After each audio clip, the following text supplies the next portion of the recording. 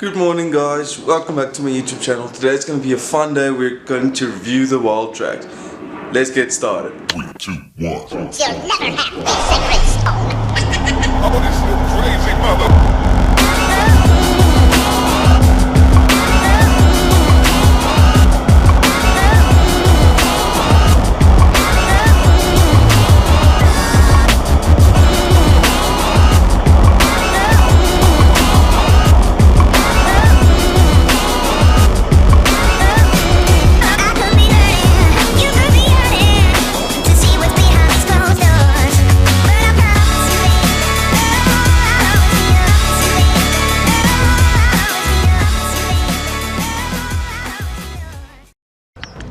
Hey guys, we're at the filming location. Behind me is the Ford Ranger Wildtrak. As you can see, the Ford Ranger Wildtrak has a very aggressive stance, well this one in particular, because of the 18-inch afterline A-line rims it has. It's a very nice rim, it fits well with the car, and also it gives it just that stance of I'm here. This is also my favorite color in the Wildtrak. There's the orange and all the whites and stuff like that, but this grey, you can't really see it on camera, but it has like the perfect shine to it. I don't know if you guys can see that. It's a very beautiful bakkie or pickup. The Wildtrak's also a very equipped car. As you can see, it has a reverse camera, parking sensors. It's very nice all around this car. And I think the best of all, it has a lot of space in the back. I'll just open it up and show you guys now. I just open it up, and as you can see, it has a lot of cargo space, and it's very nice rubberizing, and it also has a capacity of 500 kilograms in the back of this, so it can actually take a lot. Now if you go into the inside, at least this big car has a nice step for you to get easily in.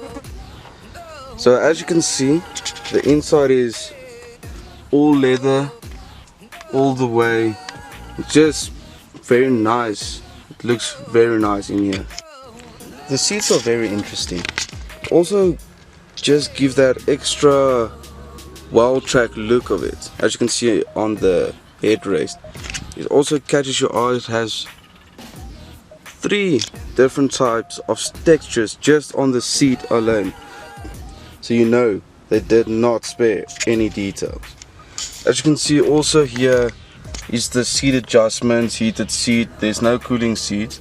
And something interesting the owner told me is this is the second time this panel over here actually broke, because he said it's too high from here to the ground, which I can understand. So he says you try to put your leg here and press it down, and then that snaps off. I'll demonstrate it to you now. So guys, as you can see, you try to climb up, press over here, all of a sudden it will just break like that. So the best way to get out of the car is taking like this, lifting up, then jumping off. This is a design flaw that should be addressed. It is actually very simple to fix this. You just have to shorten it over here so that the seat doesn't press down on the panel and breaks it off. Okay, enough about the negative. Let's go with the positive. There is so much storage space. It's actually can't be funny anymore. The steering wheel itself, it is all leather. It has a nice feel to it. The buttons are nice to press. It's actually just a good steering wheel to look at. And I like it a lot. Now we're in the passenger side. You can also see here there's a lot of storage. There's storage over there, storage over there. There's just storage everywhere you look. So it's a very nice storage car. Now that I'm in the passenger seat, now you can see how nice the car is actually. The steering feel, the button feel, it's nice to press, doesn't feel cheap. It has very nice AC components over here. I like the buttons here and all that stuff. It's just very nice. You can see the small screen. It has a lot of functions, to be honest. There's a lot of things. You can choose radio, there's CD, there's even aux, phone, there's numbers, you can dial numbers here. Yeah, it's just very nice. I really like this car. As you can see over here, you have your Diff Lock.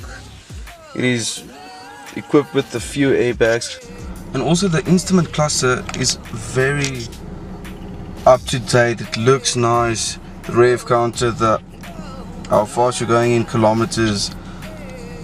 I have to say its petrol consumption is not the best. It runs at 11.4 liters per 100 kilometers. It's not the best, but what can you expect from a 3.2 turbo diesel? Forgot to mention, there's also cargo space here, so that's also very nice. Okay, now if you go look here in the back, there is actually a lot of space. The seats are actually the same styling, but it doesn't have the engravement on the headrest. But as you can see, there's a lot of space. There's nice cup holders. It's soft leather. It's very nice. It also has storage compartments here behind the seats. It's just all around very nice. And as you can see, the passenger seat is all the way back. I'll show you how much legroom there actually is. As you can see, there isn't a whole lot of space back here, but it still is enough to be seated. Although the passenger seat is slanted a bit, it's all the way back. It is not as bad as it looks. Now it's for the fun part, the drive. So I don't know if you guys really know much about the Wildtrak. It's a 3.2 automatic diesel. It has 5 cylinders and a turbo. And also, are you shaky? Don't tell me the camera's that shaky. The camera is that. Okay, it's better now. Sorry about that. Okay, like I said, it's a straight inline 5-cylinder turbo diesel. It has 195 horsepower. That's about 147 kilowatts if I'm correct. It's a very torquey car. Its max capacity tow is about 3,500 kilograms.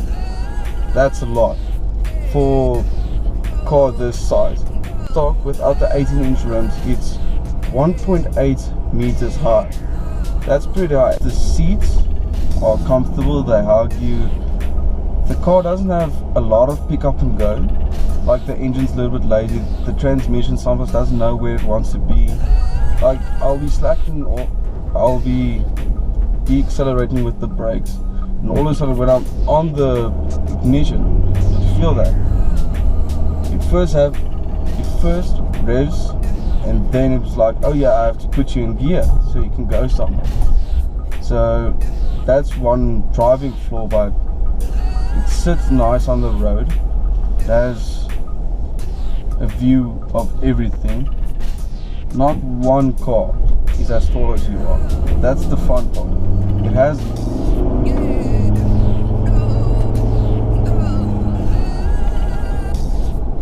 doesn't have the bass sound, but it's not the worst sound I've ever heard.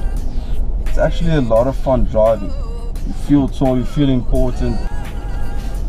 The steering feel is very nice. You can feel it with the bigger, fatter tires. You can feel it's heavier, but you also feel more secure.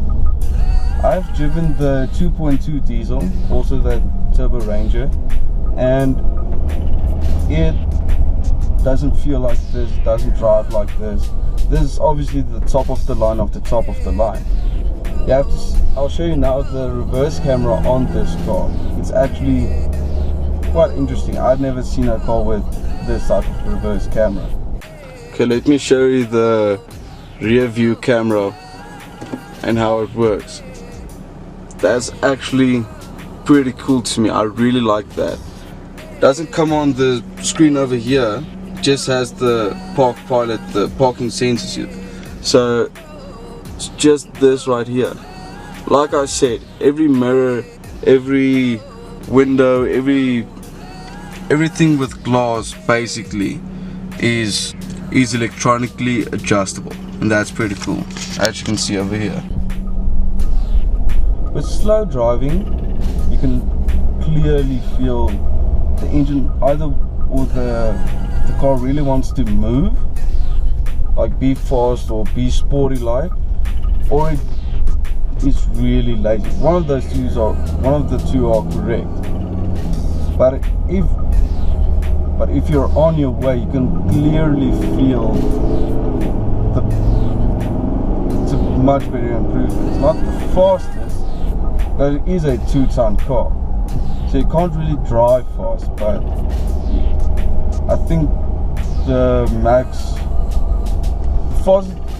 fastest this car can go is about 183 if I'm correct. So it's not the fastest car, but it is a lot faster than most cars in South Africa.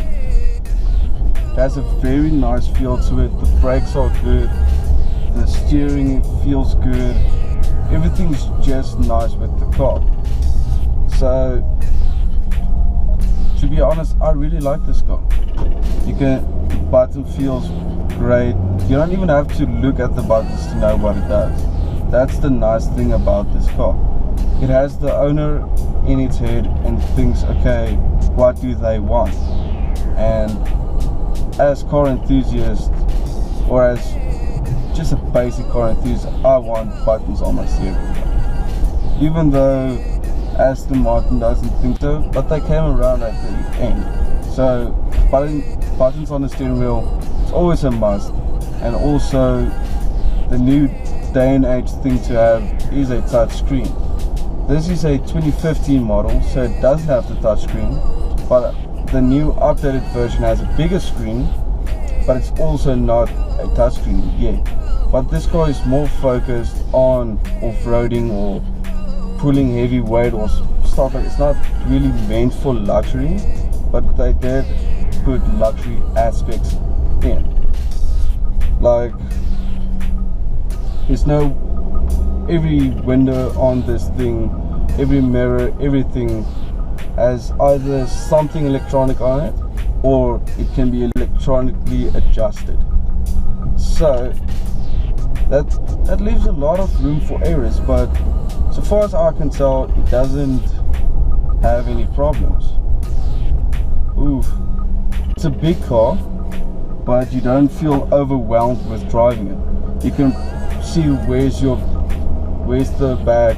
Even though it has parking sensors, I don't think you need them, because you feel comfortable. It feels smaller than it actually is. You know exactly where you're seating, you know where the lines end of the car, you know everything about the car just by driving it for not even 5 minutes. It's actually very easy to just get in and drive. Today was an awesome day. I had a lot of fun reviewing the Wildtrak. I hope you guys enjoyed it. Please like and subscribe. Take care. Have a great day.